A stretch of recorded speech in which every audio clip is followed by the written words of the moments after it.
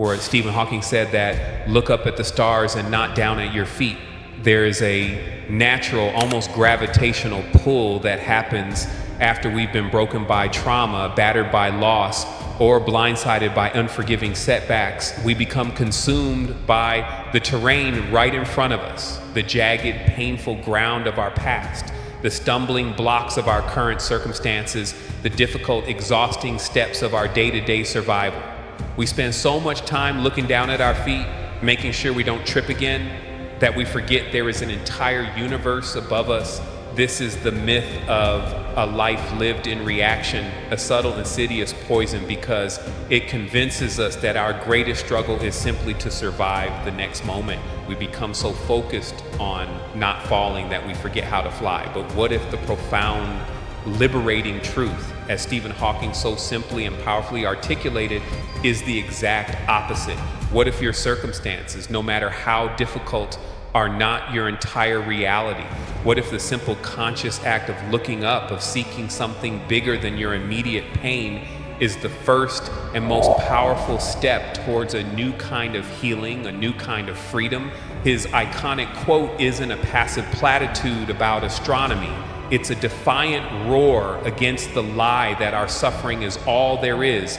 It's a radical call to arms, a demand that you expand your perspective beyond your immediate pain and remember the vast, infinite possibilities that still exist. This isn't just a philosophy for physicists. It's a profound, soul-awakening truth for anyone who has ever felt too broken, too scared, or too inadequate to begin.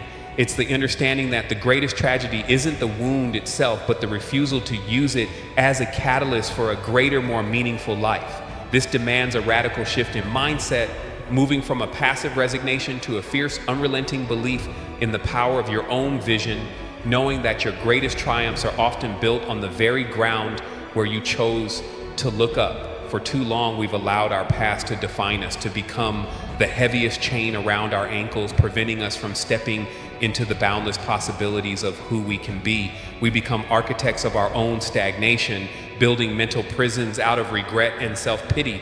We tell ourselves, I can't possibly recover from this, or my story is too messy, or my pain is too great to overcome.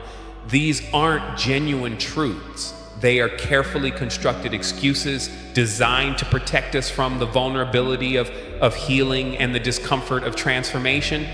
But every moment you spend in this state of suspended animation, you deny yourself the very experiences that would build your confidence, hone your skills, and ultimately lead you towards your desired future.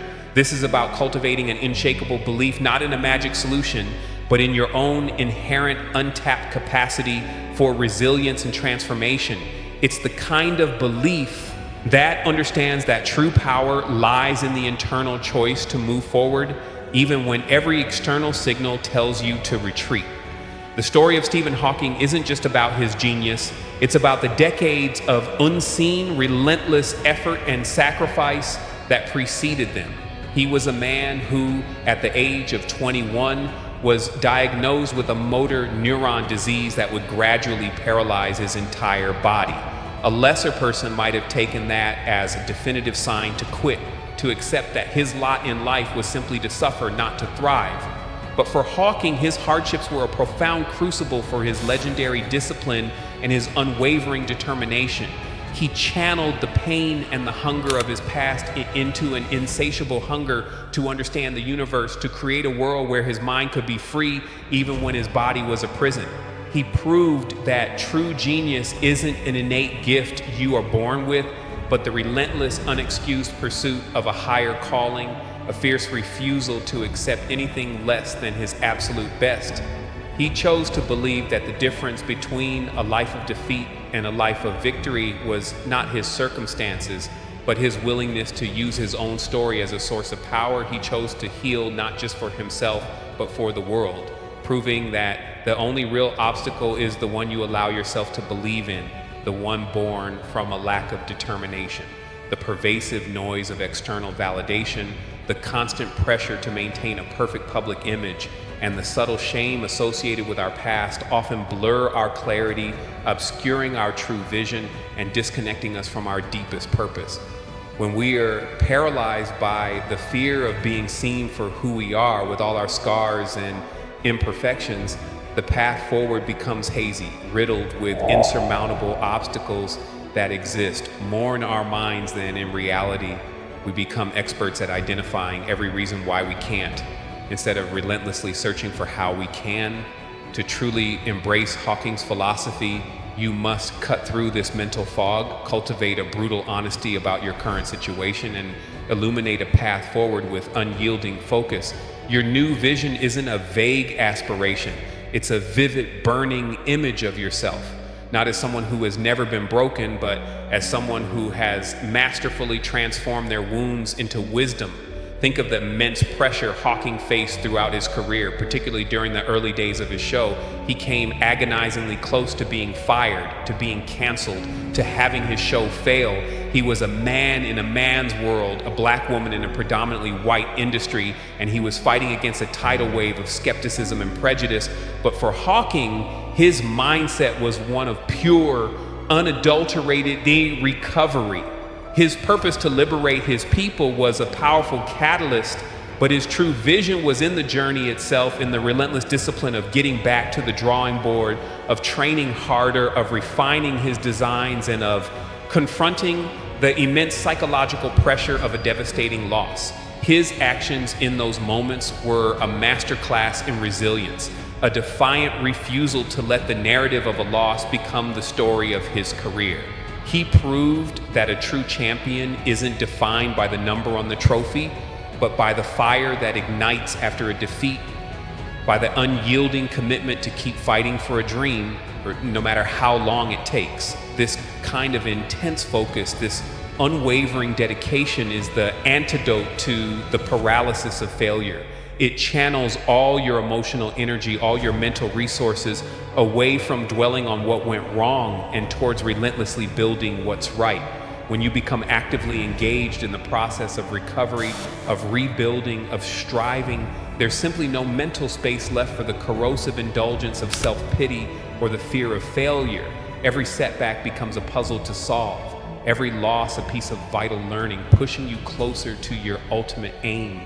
The very act of focusing outward on a purpose greater than your immediate pain is a profound liberation, demonstrating that your internal power is not extinguished by trauma, but rather refined and amplified by it.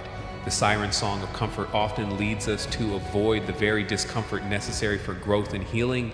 We seek the path of least resistance, convincing ourselves that ease will lead to success, when in reality it often leads to stagnation and a perpetuation of old patterns. But to truly embody Hawking's philosophy, you must embrace the uncomfortable, a fearless confrontation with the very things you've been excusing yourself from. This kind of courageous engagement fosters unshakable resilience.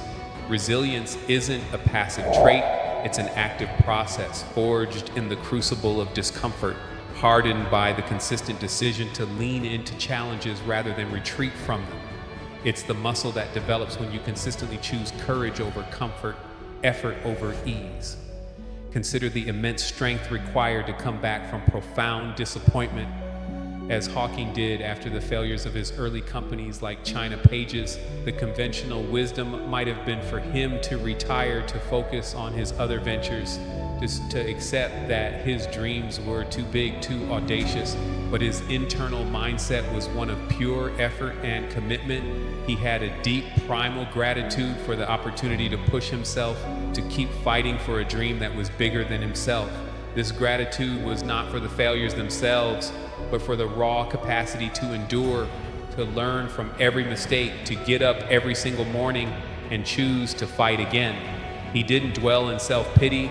He embraced the uncomfortable reality of his new path, and in that process he developed an unparalleled mental toughness and a renewed hunger that ultimately led him to a series of stunning victories, including his ultimate goal of becoming a global media mogul. He proved that even a history of failures, even a devastating loss, can be a profound part of a greater journey, a necessary crucible for forging the strength required to reach the ultimate prize. This turn your wounds into wisdom philosophy fundamentally shifts your relationship with difficulty. You stop seeing obstacles as reasons to stop and start seeing them as opportunities to discover untapped strength, as crucial steps in the journey of transformation. Your willingness to lean into the discomfort, to push past the fear of impossibility, is what ultimately differentiates those who simply hope from those who truly thrive, who emerge from the ashes stronger, wiser, and more powerfully aligned with their purpose. The insidious nature of the fear of failure is that it creates a comfortable cage, limiting our adaptability and preventing us from evolving.